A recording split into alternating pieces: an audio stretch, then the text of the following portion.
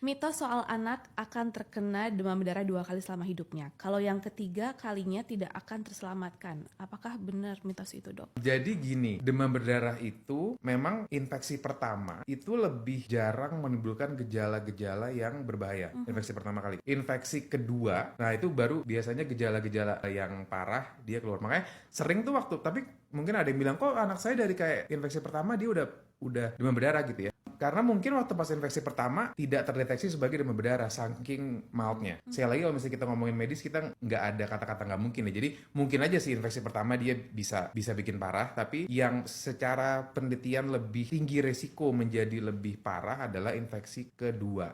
Oke. Gitu. Jadi demam berdarah itu dia ada 4 serotipe atau 4 jenis virus 1 2 3 4. Nah, kalau misalnya seorang anak itu dia udah kena taruhlah misalnya infeksi virus yang pertama gitu ya. Terus habis itu dia akan punya antibodi terhadap virus yang pertama ini. Tapi begitu pas dia kena lagi tapi dia virus misalnya virus 3 gitu ya. Nah, itu gejalanya menjadi lebih parah karena yang disebut sebagai reaksi antigen antibodi. Jadi reaksinya menjadi lebih parah dan gejala-gejala yang tadi warning signs dan itu tuh mostly sekali lagi bukan pasti tapi mostly terjadinya pada saat infeksi yang kedua. Jadi waktu pertama kali udah kena sebenarnya tubuh kita sudah create antibody. Persis, tapi cuman buat si spesifik satu itu aja. Jadi kayak misalnya kita kayak tadi ya, kita misalnya kenanya di virus yang pertama ya. Nah, itu badan kita sudah punya antibody buat virus yang pertama. Tapi kita masih bisa kena kedua, nanti habis kena yang kedua ya kita akan punya antibody buat yang kedua, nanti dan juga seterusnya gitu.